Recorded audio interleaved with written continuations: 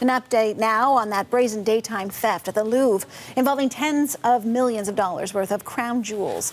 French officials say that 2 suspects involved in the heist have partially admitted to their participation. Dan Bird now tracking this for us. Dan, a lot of people have been very interested in what happened here. It happened in the middle of the day. It's a internationally renowned museum.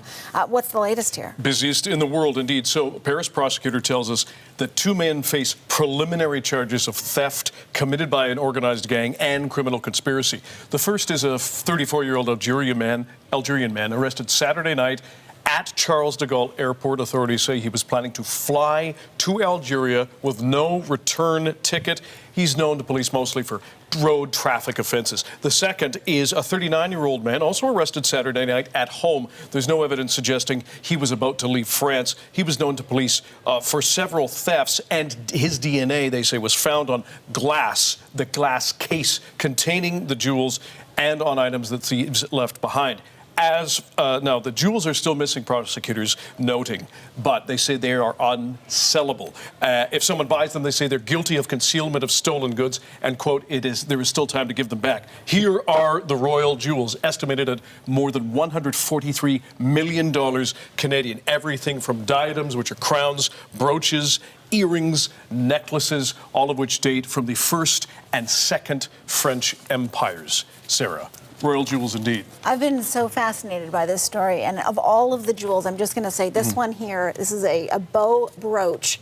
I just think it's so beautiful, and what a shame if it's not to recover, because like you say, at this point, no one knows where the actual museum exhibits are.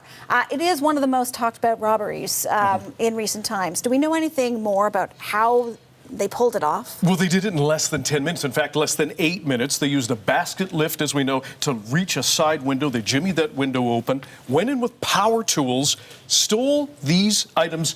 There was the lift with tourists and masses of tourists inside the museum. Authorities now admit there were major security gaps in what is the world's busiest museum. Parts of the video network were still using analog or tape technology, which is very slow to share. The authorization to operate the security cameras, Sarah, at the museum had expired in July and was not renewed. The first alert to police was not from within security systems within the museum. It was a cyclist who called police from the street when he saw that lift basket.